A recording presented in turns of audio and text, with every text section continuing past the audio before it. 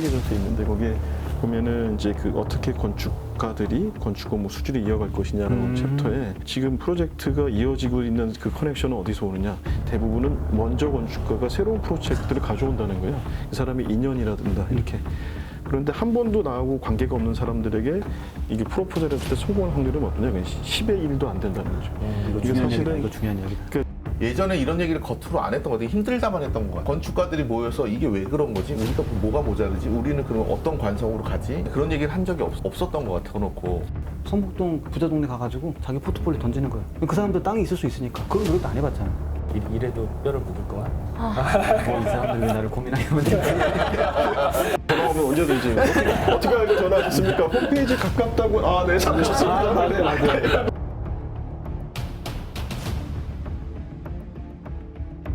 그 6회 2023년 아틀리에 설계사무소 살아남을 수 있을까? 7회. 네. 우리가 6회 이거 하나씩. 본인 이야기를 해야 되는 거 아니야? 오케이. 큰일 났네. 이런 이야기가 왜 나오지? 아, 저는 요즘 듣는 게 다 프로젝트 멈췄다. 그 다음에 아, 그 내 얘기군요. 소장님 얘기만이 아니에요. 다크한데? 네, 다 저희 요즘에 뭐 그래요. 지금 뭐 네. 그래서 직원들 어떻게 해야 될지 모르겠다. 뭐 그래서 진짜로 실제로 실감하시기에도 어려운지, 그 다음에 이게 왜 이런 건지 분석이 된다면 이게 어디까지 갈 건지, 어려움을 타파하려면은 어떤 방법이 있을지, 뭐 그런 것에 대해서 한번 그냥 생각나시는 거 한번 얘기해 보면 어떨까. 다들 어렵다는데. 제일 어려운 게 나니까 제가 쭉 하시죠. 정리해 주시죠. 제가 하반기에 설계가 3개 타절됐습니다. 다 크시겠네요. 근데 저는 건축주들이 괜찮아서 정산은 했어요. 그러니까는 돈 남을 것 같은데 정사하면 그렇게 했으면. 정산이 더 나을 수도 나을 있죠. 수도 있죠. 천장까지 가면 부가가치 계속 떨어지니까 부가가치 면에서 낮긴 한데 이제 직원들이 많이 좀 힘들죠. 이제 신축될 거를 바라보고 그 프로젝트 하나당 한 명씩 이렇게 해서 했는데 스톱이다. 그러니까는 저한테야 뭐 10년, 20년 더 할 거에 건물 하나 덜 짓는 건데 이 친구들은 3년, 5년 해서 자기가 어쩌면 자기한테 좋은 포트폴리오 될 수도 있는 건물 하나가 날아가는 거기 때문에 그게 더 크더라고요. 그 뒤로 이제 신규 전화가 없습니다. 제가 보통 신규 전화를 한 달에 한 4개, 2개 정도씩 받으면서 미팅은 한 2개 정도? 네, 요즘에 그렇다고 그러더라고요. 소장님은 멈춘 거는 없어요? 멈춘 건 없어요. 다행이네요. 뭐라? 나만 진짜 힘든 거지. 쭉 이야기하죠. 오늘은 저의 특별편으로. 지금까지만. 예. 소장님은 어떠세요? 저도 지난 2달간 3개가 섰죠. 아 그러면 이제 그냥 잠정 홀드 아니면 이렇게 그냥 잠정 홀드라는 말씀이신데 그 홀드 기간은 알 수 없으니 뭐 예산 알수 없는 문제 거죠. 때문에 대출 문제 다 때문에. 예산 문제입니다. 하나는 이제 PF가 일어나야 되는 건데 이제 PF가 안 일어나고 PF가 일어나야 되는 거면 상당히 큰 규모. 뭐 상당히 아니 모든 게 그렇다기보다- 주택을 지어도 다 PF예요? 그래도 주택 한다고 PF 한다고 그러진 않지. 그렇죠. 대출 받는 왜? 우리 단독주택 멈춘 거 그거 PF라고 알 거예요. 40평짜리. 그래도 우리 사업 정도는 돼야지 PF. 이게 이제 그 건설사를 통해서 하는 사업이니까 뭐 규모가 그런 크다기보다도 즉각적이네. 저희가 뭐 이렇게 뭐 조그마한 리조트였습니다. 조그마한 리조트. 근데 큰 희망을 품고 야 이거 한번 해보자 했는데 타격 크시네. 예. 그래서 지금 뭐 11월 말에 전화 주시려고 했는데 아직 전화 없으잖아요. 어떻게 할지에 대해서. 근데 제가 보기에는 뭐 오늘 당연히 출근하는데 우량 PF부터 우선 검토 시작됐다고. 리조트면은 모르겠습니다. 설계사무소에서 상당히 예, 최근의 흐름 속에서 상당히 재밌게 이렇게 진행. 그렇죠. 막 기대 네, 기대에 부품에서 막 부풀 저희가 있는데. 계약하기 전에 웬만하면 안 그러는데 뭐 자비로 제주도까지 가가지고 막 이렇게, 그러니까. 막 이렇게 브리핑하고 그랬었는데 좀 아무튼 그렇습니다. 뭐 그거 하나 그랬고 우리 아틀리에 캠프 어떻게? 왜? 아니 이럴 때 하는 거야. 어려워지면은 돈을 안 쓸 거 아니야. 돈은 원래 안 쓰고 돈 많이 벌어 안 쓰고 시간은 있을 거 아니에요. 알았습니다. 뭐 그런저런 이게- 이유에서 그렇습니다. 뭐 주기적으로 이렇게 업앤다운이 있는 거예요? 아니면은 지금 왜 두 분만의 제가 항상 어려웠던 게 어려웠어요. 했는데 요번 제가 이제 이 일 하면서 듣는 것 중에서는 이제 가장 이제는 많은 이제 소장님들 아니까 이야기 만나고 들으면은 항상 올해 어렵다 그러니까. 그리고 실질적으로 이제 프로젝트 멈춘 게 소장님들마다 거의 다 한두 개는 있으시더라고요. 그래서 이게 갑자기 이렇게 된 건지 아니면은 요번에 주기적으로 이제 다운될 때라서 그런 건지 현장에 계신 분들 구조적으로 지금이 이제 조금 어려운 시기인 거는 분명하죠. 이제 그걸 아까 프로젝트 파이낸싱이라는 말 자체가 은행에다가 이제 지급 보증을 시공사가 해서 이제 그 대출 받은 금액으로 공사를 하는 건데 PF로 이루어지는 전체 사업이 전체 사업 규모의 뭐 일정 규모 이상일 것 같습니다. 제가 수치까지는 모르지만 그게 이제 그 제로가 되는 거였으니까 지난 몇 달은 PF에는 대출을 안 한다가 원칙이 되니까 분명히 그거는 구조적인 영향이 있었을 거고 토지를 가지고 있는 그 토지주들이 이제 보통 건물을 하는 일반 개인 사업자들도 토지를 담보로 이제 건축 비용을 이렇게 대출받아서 주택을 짓든 빌라를 짓든 하는데 자기 돈이 있더라도 그렇게들 하죠. 그렇게 이제 자산을 늘려가는 방식으로. 그런데 안 빌려주잖아요. 게다가 이제 은행에서 지금 뭐 탁감 넣으면 탁상 감사라고 그래서 이제 탁상 위에 감정이라고 탁감이라고 그러죠. 이렇게 내 토지가 얼마인데 주택을 하면 얼마 대출 할 수 있어요. 주택 노예요. 이게 안 해줘 탁감을. 그러니까 주택은 지금 주택 공급 광이라고 해가지고 주택 더 짓는 거를 대출로 짓지 못하게 위해서 은행에 이제 약간의 그 뭐 이게 있습니다. 그래서 80%까지 해준다고 새 집 짓는 사람은 근데 될 때는 그렇게 해주는데 그런가요? 지금은 아예 저는 제가 지금 알아본 건 없는데 대신 주택 비율은 문제가 다릅니다. 이게 주택 비율이 더 높으면 어렵고 주택 비율을 낮추고 업무 시설이나 근생을 섞으면 가능하고요. 그리고 이게 주택 사업자를 가지고 있는 사람이 대출한다 그러면 더 노예요. 그래서 뭐 이게 주택 사업자가 아니라 리스크가 네, 이제 자기가 뭐 살 집이나 자기가 이제 뭐 자기의 사업을 짓거나 이러면 그래도 대출이 좀 새집 저는 나옵니다. 새집 네. 관련된 거 있어요. 그러니까 이게 그러면은 그거에 해당되는 거를 이렇게 아마 비율로 모아 보면 그동안 이제 주택의 경우나 이제 PF 사업의 기운의 그 퍼센트의 이제 수치가 나올 건데 그건 당연히 아니 분명히 이제 마이너스가 나올 거니까 구조적으로는 그게 그렇죠. 근데 이거를 언제랑 비교할 수 있냐라고 말하면 보통은 뭐 리만 사태쯤 정도로 비교하는 사람들이 있더라고요. 근데 저는 그때는 뭐 월급 받으면서 이랬기 때문에 그런 거 모르고 있을 때니까. 근데 리먼 사태가 2008년. 맞습니다, 네. 그러니까 지금 저는 그럴 정도라고 하죠. 웬일이죠? 아니요, 그러니까 어떤 느낌을 받냐면 이제 하여튼 아뜰리에 저도 힘들게 하죠. 다 힘들게 하고 하는데 일단은 이제 장기화 되면은 이제 뭐 문 닫을 때는 문 닫아야 되겠죠. 문 닫아야 되면 문 닫아야죠. 근데 일단은 분명히 이 시기에 많은 자산의 이동이 있을 거예요. 자산의 이동이 있다는 거는 이제 자본을 가진 사람들이 이제 뭔가 네. 하고 그럼 그거는 뭔가 이제 나중에 건축으로 이어지는 확률이 되게 많거든요. 만약에 2023년이 어렵다 그러면은 1년 정도는 어떻게든 잘 버티면 아마 2024년에 또 그게 그때 위축됐던 것들이 한 번에 풀리거든요. 그때는 아마 또 나름으로 알게 모르게 다 풀릴 거예요. 거기만 잘 버티면 되는 거죠. 네. 맞아요. 거기 못 버티시. 뭐, 다그 취직하죠 뭐. 계약서 쓰시죠. 네. 근데 보니까 그 그때까지 사무실이 있을지 모르겠다. 사이클 얘기를 이게 하셨잖아요. 근데 예전에 사이클이 보일 정도로 이렇게 주기가 좀 길었다면 이 주기가 좀 줄어드는 것 같아요. 옛날에는 뭐 5년 주기에 체감으로 했을 때 지금은 한 3년 주기, 2년 주기로 막 바뀌는 것 같은 느낌이 들어요. 근데 지금 이번 주기를 제가 판단하는 거는 우선은 시작은 코로나였다. 그 전까지 괜찮았어요. 근데 코로나 때 안 좋을 줄 알았는데 생각보다 사실은 괜찮았잖아요. 건축은. 괜찮았죠. 왜 그러냐면 그 시기에 재정비한다고 사업도 짓고 맞아. 또 이자율도 낮고 그래서 계속 돈이 풀렸기 때문에 과감하게 투자했고 왜 그 전에 계속 부동산 이익을 보던 관성들이 있어서 인테리어도 많이 불패였잖아요. 불패였거든요. 사실 불패라고 생각했어요. 1년 설계 전에. 사람도 엄청 다 바빴어요. 나름대로 다. 네. 그래서 인테리어 하느라고 바쁘기도 하고 뭐 검토하기도 바쁘고 큰 프로젝트 은근히 있었어요. 그리고 돈 있는 사람은 워낙 돌았기 때문에 리조트 같은 거나 이런 개발 사업들은 계속 관성으로 돌았죠, 계속 맞아요. 돌았던 거죠. 근데 전쟁이 터졌어요. 그러면서 원가가 올라갔죠. 아, 맞아. 치솟았죠. 우리나라 그러면서, 안에서 네. 깜빡하고 있었네.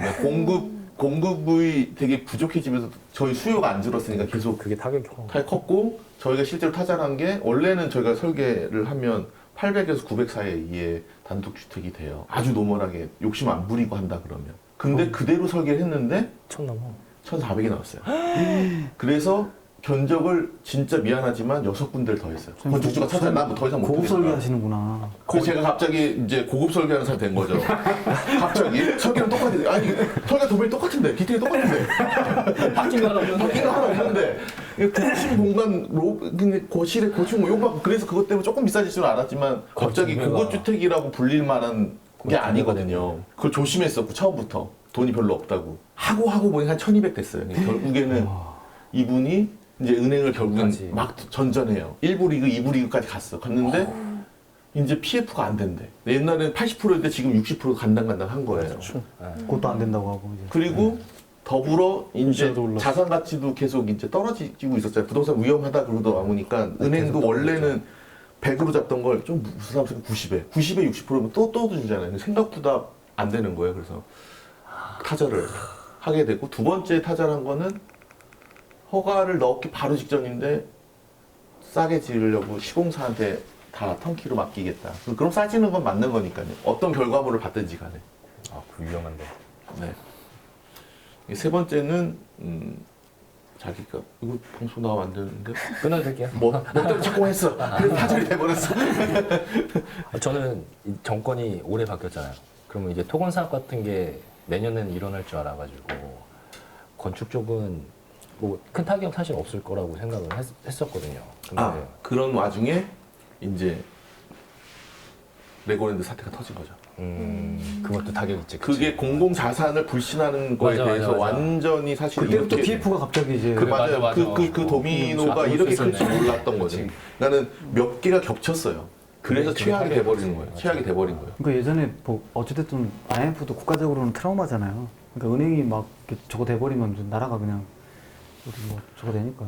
그리고 우리가 그걸 겪었기 때문에 은행들의 관성이 사실은 프로젝트 파이낸싱은 프로젝트의 가능성을 보고 얘가 성공할 것까지 감안해서 대출을 해주는 거예요. 근데 우리는 지금 프로젝트 파이낸싱이 그냥 담보대출이에요. 담보가 있는 상황에서 거기에서 얼마를 줄 거지. 그거는 주택은 프로젝트 파이낸싱이라고 부르면 안 그럼 돼요. 되게 보수적으로 왜 저기 담보를 잡으니까. 담보를 잡으면 그건 담보대출이지 프로젝트 파이낸싱이라고 하면 안 돼요. 그러니까 최근에는 그래서 내가 TF로 아니, 하면 안 된다고 했잖아. 시공사한테도 담보주택 짓는데 은행에서는 사실은 건축주택 가지 않고 시공사 직접 돈이 가거든요. 보통 하면은. 근데 연대 보증을 하라는 거예요. 시공사한테. 어우, 그러니까 시공사에서는 우리가 왜 연대 보증까지. 굳이. 근데 왜? 나한테 들어오니까 막상 따져보니까 그렇게 리스크 될 만한 없는 거예요. 왜냐면 건축주가 중간에 가지고 튀거나 잘못되거나 그런 건 아니고 그냥 돈 받은 대로만 짓다가 멈춰도 손해볼 건 아닌데 그래도 연대 보증이 되면 부채가 잡힌다고 하더라고요. 그럼 안 좋아요. 근데 그거 설정을 또 안 한다 뭐 이런 게 있으면서 이게 되게 은행에서는 이제 막 뭐 그렇게 다 뭐 보증인들을 막 이제 네. 세우려고 그러고 보수적으로 가게 되고 이럴 때일수록 아틀리에 내부에서 그러니까 소장님들의 경영이나 운영 방식 같은 게 굉장히 중요할 것 같은데 이런 팁 뭐 같은 거 공유해 줄 만한 이런 시기를 버틸 수 있는 팁 같은 거 공유해 줄 만한 게 있을까요? 공유해주면 우리가 또 같이 그럼 내가 벌써 3년 전에 대박을 나와서 PHM 스토리 하나 주고 그거는 유료. 그거는 유료. 아니 근데 1년 정도는 자연스럽게 아틀리에는 어차피 그렇게 많은 어떤 인원을 가지고 있지 않고 여기는 좀 오늘 사무실은 큰 여기는 사무실이지만 대형이에요. 대기업. 여기는 여기는 힘들죠. 사실 대형이에요. 힘들죠. 허걱될 수 있는데 아까 전에 잠깐 얘기 들었는데 두세 명 정도 되는 사무실은 그 일본의 소우지모토처럼 뭐 예를 들어서 뭐 10몇 년 동안 일이 없어가지고 계속 스터디 연구했다고 하잖아요. 그런 것도 있고 아마 공공에서 하는 프로젝트도 이제 경쟁이 좀 심화되겠죠. 이제 민간에서 만약에 그런 게 없으면 공공에서는 그래도 지니까 그런 거에 대한 것도 열심히 노력하면 기회가 생길 수도 있는 거고. 공공은 좀 많이 나오나요? 공공도 많이 상대적으로 꾸준하죠. 줄어들긴 하지만 그래도 이제 그런 프로젝트들의 민간이 일이 없으니까 거기가 이제 좀 더 활성화, 이제 그렇지 않아도 이제 경쟁이 심한데 더 심해지면서 이제 몇 군데는 또 그걸로 또 살아남고 이렇게 해서 1년 정도 버티면 아까 말한 대로 내후년에는 분명히 기회가 더 있을 거니까. 근데 사이클이 줄어들었잖아요. 버티는 기간도 사실은 상대적으로 줄 수도 있다는 거예요. 그러니까. 그 전보다. 분명히 상승 곡선은 있고 돈이 없는 게 아니라 지금 경색된 거라고 저는 보고 있거든요. 돈 가진 사람 항상 있고. 이래도 뼈를 묻을 거야? 사무실 안 차리면 되죠.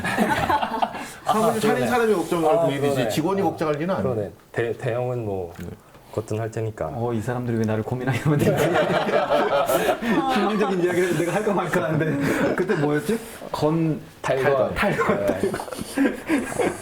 소장님은 뭐 팁 같은 거 주실 만한 거는 없으세요? 저는 일부러 그런 건 아닌데 사실은 설계를 안 해도 돼요. 아 그래요. 네. 그래 알았어. 근데 그쪽으로 사업이 집중되는 걸 제가 이제 안 하고 뭐 기획을 한다든지 공모 운영을 한다든지 연구 보고서를 써준다든지 뭐 이런 것들 많이 잡는다든지 이렇게 해서 사실은 사무실을 꾸려갈 수 있는데 좋은 사무실을 설계를 잘하는 사무실을 모델로 하고 있는 거는 이게 비중이 높아지면 안 되는데 지금은 이제 비중을 좀 높여야 되는 상황이거든요. 설계가 이제 죽게 되면 그렇게 해서 살아남아야 되는 거고 그게 경영. 그게 경영인 건데 근데 제가 항상 두려워하는 게 이렇게 해놓으면 다시 이걸 이쪽으로 했으니까 설계가 이쪽으로 이제 포지션 줄여서 설계가 들어오겠지 하는데 그게 잘한데요? 사업은 관성이라고 좀 보고 있거든요. 이게 이렇게 가면 계속 이렇게 갈까봐 좀 두려워하는 거고 걱정하는 거고 될 수 있으면 그렇죠. 이 포션을 안 줄이고 싶은 거죠. 야, 이 초창기에 누군가 그 말이 좋다. 그러니까 제가 처음에 시작할 때 그 이야기를 했거든요. 지금도 제가 이제 그 문제가 좀 있는 건데, 그러니까 김밥을 당장 김밥은 팔 수 있잖아요. 그러니까 뭐 하다못해 이런 거 용도 변경 이런 거 건축 뭐 용도 변경 뭐 이런 답사하는 것들 뭐 몇백만 원짜리. 근데 너가 김밥을 썰래? 아니면 배고프더라도 스테이크를 할 거야. 근데 저는 일단 김밥도 말았지. 정말 있으면서 예, 김밥도 말고 근데 이 김밥이 되게 고급스러운 김밥인데 김밥은 한계가 있는 거잖아요. 고급스러워도 한계가 있죠. 네, 국민적인 어떤 네. 그런 것도 있지만 이제 그런 것들이 사실은 예를 들어서 의사들도 막 점 하나 빼면 뭐 10,000원 받고 그런 걸 수도 있는 거잖아요. 근데 그런 이야기도 막 사업을 하다 보니까 그런 이야기들을 주변에서 조언을 막 해주잖아요. 근데 아까 말씀하신 관성이 있기 때문에 이제 결국 뭐 이제 할 때는 저는 이제 이런 일을 할 수 있는 거죠. 사실은 이쪽 일들도 이제 전에는 아주 했었으니까. 바쁩니다 했지만 네 감사합니다. 빨리 해드리고. 궁금한 거 있어요, 노사모? 슬퍼요. 그거 탈건이야. 미안해. 시간이 남았습니다. 그때 가면 또 이제 다시 아니 근데 탈건해도 되는데 이 얘기가 별로 슬프지는 않은 거. 왜냐하면 다른 사업이라고 자기의 흥망성쇠 경제의 흐름을 못 읽고 있는 거보다는 지금 사실은 이런 얘기가 예전에 이런 얘기를 겉으로 안 했던 거 되게 힘들다만 했던 것 같아요.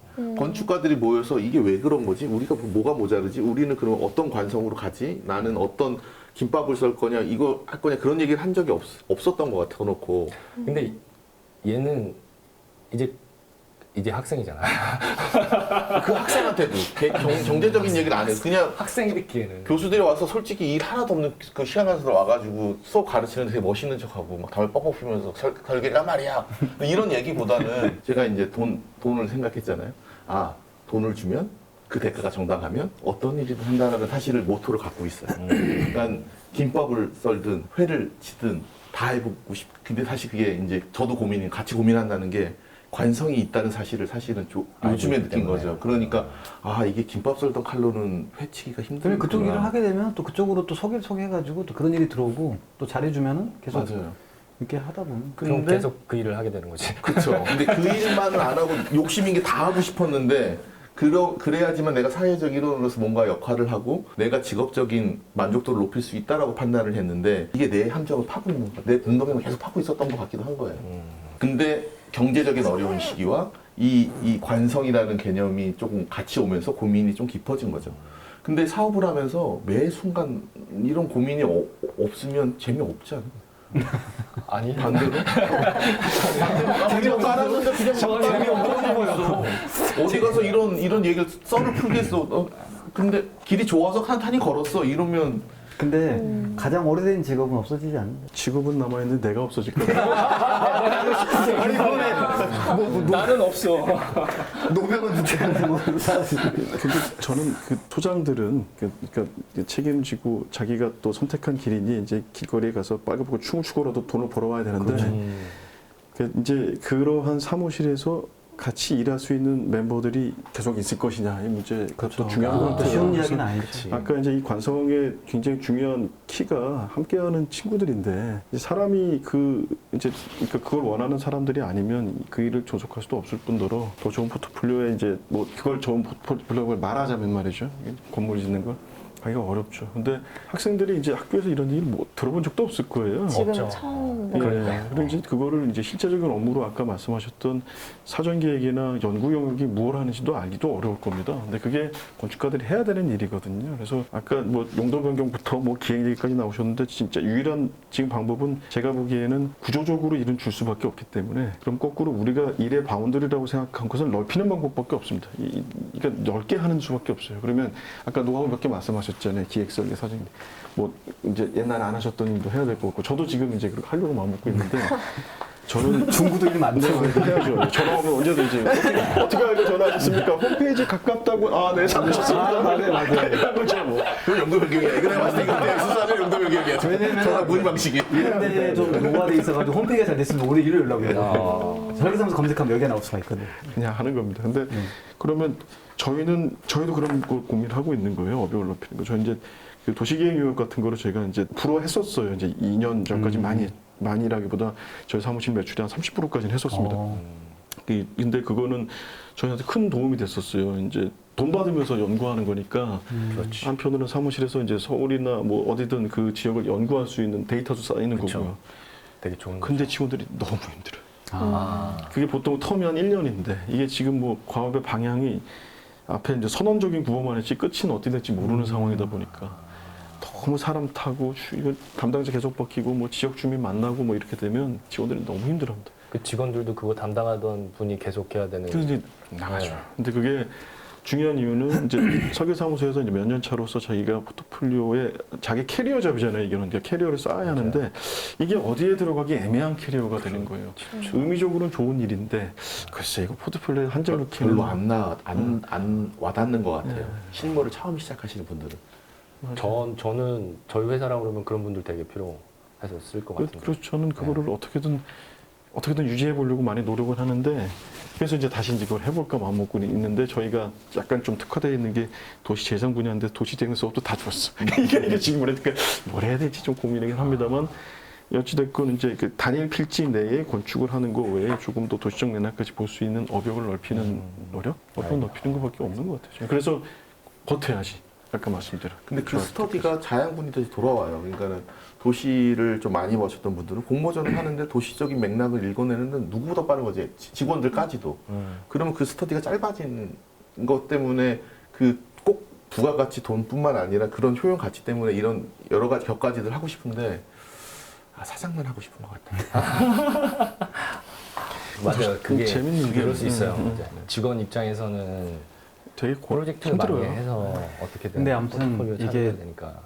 그 이런 시기에 아마 이제 좀 스스로들 막 업역도 넓히고 뭐 홍보하는 채널도 좀 넓히고 하는 것들이 될 것 같아요. 그러니까는 그 전에는 뭐 이렇게 일이 막 이렇게는 아니더라도 그래도 조금 쉽게 들어왔다면 하지 않으니까 자기의 어떤 건축관을 좀 더 발전시키고 좀 버틸 수 있다면 이제 빚이 생기는 건 조심해야 되겠지만 이런 데서 또 버티기 위해서 직원들이 만약에 뭔가를 우리가 희생 강요한다면 그 말을 할 수도 없고 그렇죠. 옛날처럼 그렇게 말하기도 힘들고 그런 분위기도 아니고 하니까 근데 사실은 좀 어려워지는 사무실도 있겠죠. 근데 대신 이거를 잘 이렇게 좀 더 가다듬는 오히려 그냥 마음 비우고 한번 버텨보자라는 생각으로 이렇게 하면 스터디나 하자.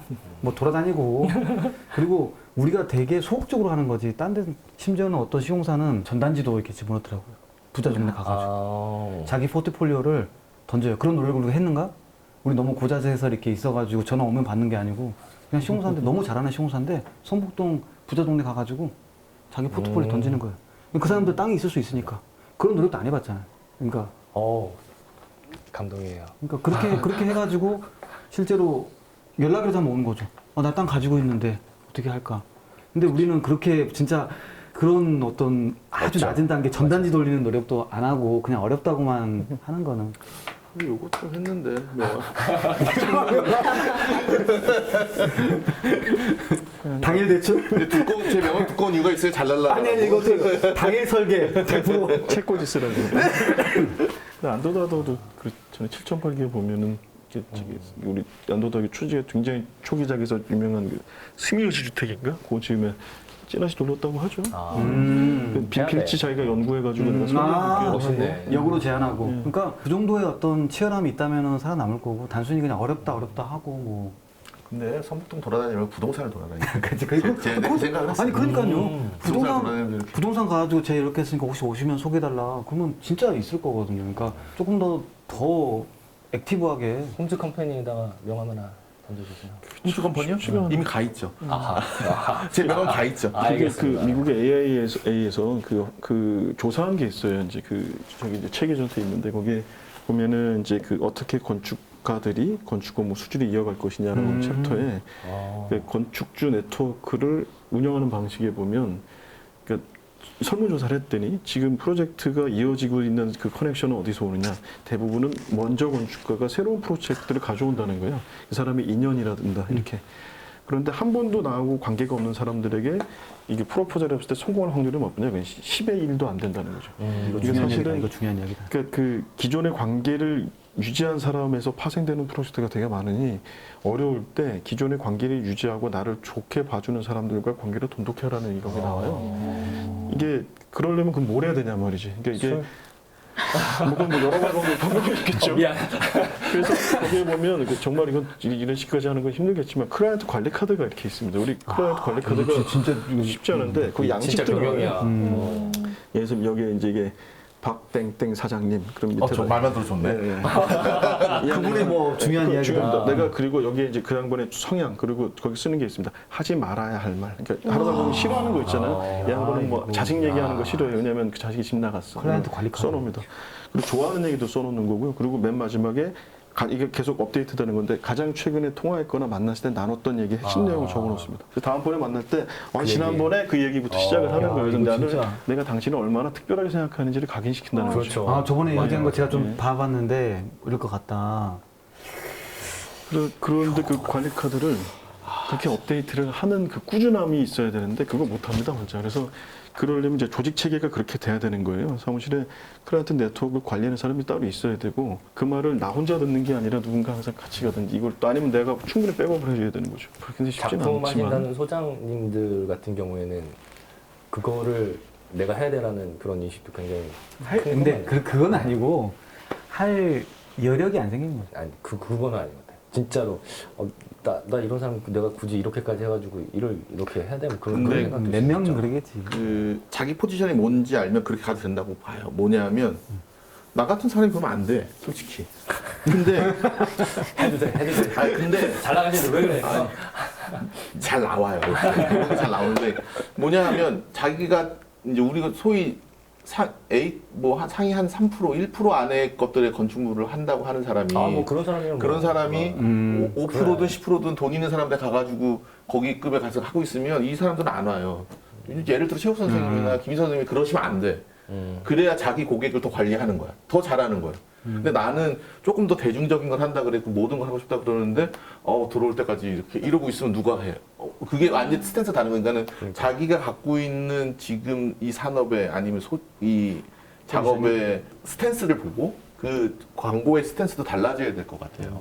그리고 이제 클라이언트, 내가 이제 물건을 팔 사람이 내 물건을 살 사람이 누구냐라고 고객을 분석하는 방식인데 이제 그게 다 어쩌면 그게 똑같은 입장인 겁니다. 맞아요.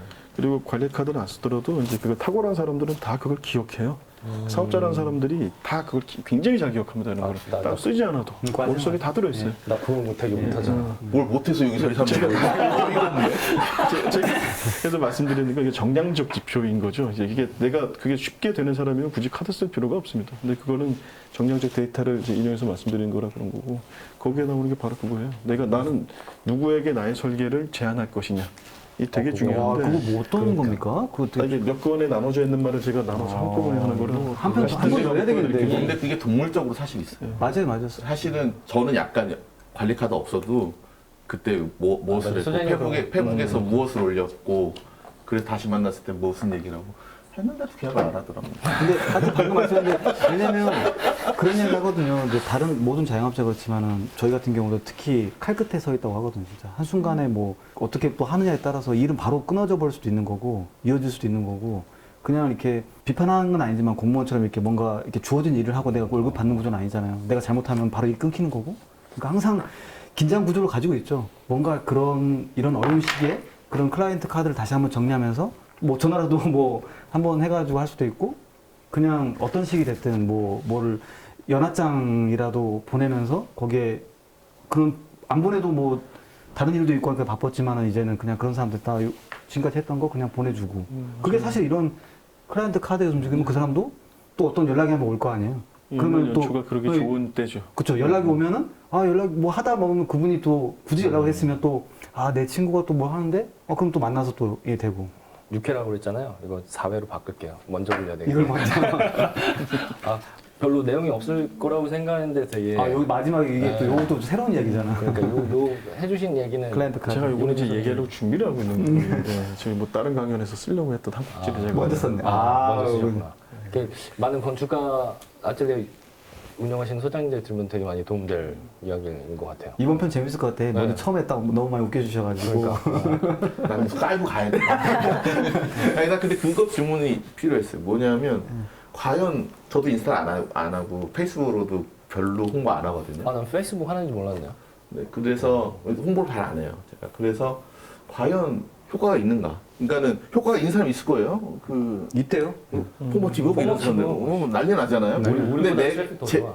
포모티브의 설계는 근데 거기에 적합한 설계인 것 같기도 맞아. 해요. 맞아. 임팩트가 있고. 근데 저의 설계는 그닥 그렇게 임팩트도 없고 아니 잘하셔. 인스타를 보는 그래도 그런 포모티브적 상큼함은 없어요. 저도 이제 자기 저도 상큼함은 없어요. 자기 객관화를 좀 잘하는 편인데 그런 건 없어. 그러면 인스타를 굳이 해야 되나? 근데 저는 이제 사실은 차릴 때 얘기했지만 작가들이 보니까 이거 어르신들이 보니까 그 디자인 얘기만 하네? 그러면 나는 베이스가 기술적인 게 독일에서 배운 게 있으니까 요거를 좀 접목시키면 되겠지. 실제로 근데 한 그게 5년 잘 먹혔어요. 그래서 실제로 그 관성 때문에 아직도 홍보 같은 거를 전혀 안 하는데 안 해도 들어왔었으니까 솔직히. 지금 한 3년째 되면서 이게 가끔 큰 것도 검토하고 의논하기도 되고 또 그런데 이제는 그 한 5년 그 영업 그 이제 빨리 끝난 것 같아요. 이제 뭔가 하나를 또 이렇게 왜냐하면 지금은 젊은 저희 또래들이 기술을 기반으로 하는 설계들, 기능적인 설계들, 실용주의 설계들이 좀 많이 생긴 것 같아요. 이게 디자인만 내세우는 사람들은 아니고. 그러니까 제가 희소성이 있었는데 이제 없어진 거죠. 그리고 별로 싸지도 않아 이제 저처럼. 점점 이 여러 가지 요인으로 인해서 그 사람들과 멀어지는 시장에 가는데 나의 스탠스가 뭔가 이게 인스타 아니면 머리를 충분히 멋지세요, 지금. 유형님처럼 좀 짧게 한번 해보고 할까 짧게 깎고 그런 고민을 계속 하는 것 같아요. 근데 인스타는 아닌 것 같아서 계속 아니, 그거 아니래요. 그러니까 아예 게으름인가? 게으름이에요. 저도 게으름이고. 그게 되게 묻고 싶었어요. 근데 계속 이걸 좀 또 빠져들면 계속 이걸 또 들여다보게 되고 거기에 한번 또 관리하면 건축이라는 게 또 너무 또 이미지적으로 하는데 그 이야기 하는 것도 좀 너무 단편적으로 본다고 하더라고요 저한테. 그건 아니고 그냥 이렇게 캐주얼하게 그냥 네. 알지? 소통하는 개념으로 이게 홈페이지를 만들었던 시절은 홈페이지는 이제 일방형이잖아요. 근데 일반인 인스타는 완전 일반인. 이게 상호작용이 일어나는 거니까 다른 방식의 소통을 선택한다고 보는 거고 저희가 다들 왜 홈페이지를 만들었습니까? 이제 이게 집 주소는 있는데 홈페이지죠. 이게 홈페이지가 없으면 인터넷상에 주소가 없는 거나 마찬가지니 나를 알리는 거는 차지하더라도 나를 찾는 사람이 내가 세상에 존재하는 안 하는 것과 똑같은 게 돼버리는 거예요.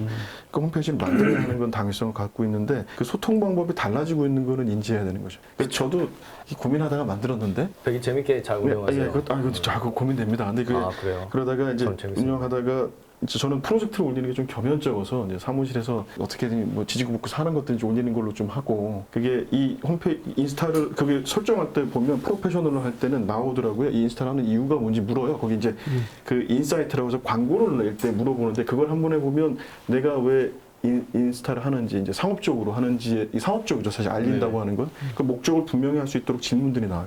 당신 이거 광고에서 뭐 할래?가 뭐 질문입니다. 거기에 이제 예시가 있어서 누르기 편한데 저는 홈페이지 유입이거든요. 홈페이지 유입을 누르면 홈페이지 유입에 도움이 될 수 있는 방식으로 자기가 어떻게 하나 봐요. 일단 눌렀어요 저는 그렇게.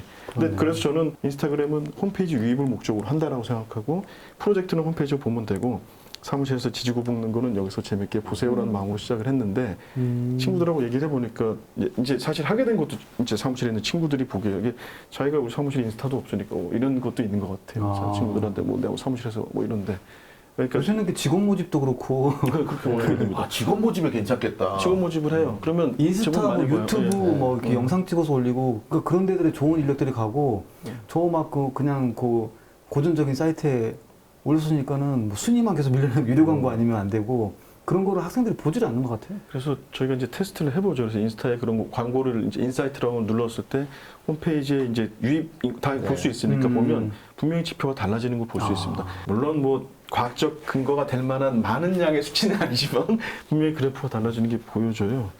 그리고 이제 또 하나는 저는 최근에 이제 저희 사무실 친구들이 또 다른 사무소로 가는 이유가 그 사무소에서 뭐 맛있는 거 먹는 거 보러 가는 게 아니라 그 사무소에 프로젝트 보러 가게 되는데 우리 사무실은 프로젝트 안 올리면 왜 오겠냐고 안 오지. 그래서 이제 프로젝트를 그래도 조금씩 올려보겠다고 마음 먹고 조금씩은 하고는 있어요. 그러니까 이제 소장님들이 인스타그램 하고 할지 말지 결정하지 마시고 이제 직원분들하고 한번 얘기를 해보시면 어떨까. 근데 이게 맞아, 근데 그거 한다고 카메라 올릴 때 그게 또 맛이라네. 난 또 되게 잘 찍어야 되는 줄 알았거든. 아, 그래요? 핸드폰으로 잘 못 찍어. 그게 약간 그게 약간 꼰대. 꼰대가 많아 이미. 저희 첫째는 이런 거 찍잖아요. 어떻게 찍는 줄 알아요? 요새 애들은 후리시 터트려 찍어요. 맞아요. 이게 엄청 허접한 옛날 그 약간 무슨 카메라 뭐 후리시 터트리는 거 있잖아요. 그거를 그냥 버리더라고. 근데 왜 이렇게 좀 카메라 기능도 있고 하니까는 우리는 이렇게 예쁘게 잘 찍으려고 하잖아요. 안 그러고 그냥 이렇게 찍어요. 후리시 그냥 팡 터져요. 일상 사진 같은 거고. 근데 이쪽은 그 윤근주 소장님네 인스타그램은 그냥 찾아보게 되는 게 이쪽만의 스타일이 있어요. 뭐 예를 들어서 스타일 중에. Y, S, 뭐 S 이제 누가 알파벳이라고 뭐, 부르죠. 네. 저희를 다. 그러니까 그게 익명성을 만들기 위해서. 이니셜이에요? 네. 예. Y의 작업 뭐 근데 이게 직원 Y는 이니셜? 누구 S는 누굴까 그러면은 그 다음은 뭐지 막 이런 게 있어가지고 그런 게 느껴집니까? 이게 좀 네. 이렇게 제대로 활용하시는 보게 거예요. 돼요. 그래서 근데 전략 좀 팔로우가 되게 왜 안 늘지? 아니 전략을 잘 짰다고 생각하고 건축주가 될 사람이 아닌 사람이 보니까 이제 그런 거 걱정하지 마시고 인스타 보는 사람이 건축주가 될 거예요. 이제 10년은 10년을 그때 인스타 있을까? 안 그러 바뀔 것 같은데. 하려고 하니까 이제 바뀌는 거지. 알겠습니다. 늦은 시간까지 이렇게 함께 해주셔서 감사하고요. 어땠나요? 노사범? 이렇게 인적 네트워크가 중요한 일이라는 걸 다시 한번 깨달았고요. 그리고 아직은 건축을 계속 하고 싶습니다. 이번 시간까지는 일단 유지됐네요. 알겠습니다. 오늘 함께 해주셔서 감사합니다. 감사합니다. 네, 수고하셨습니다. 고생하셨습니다.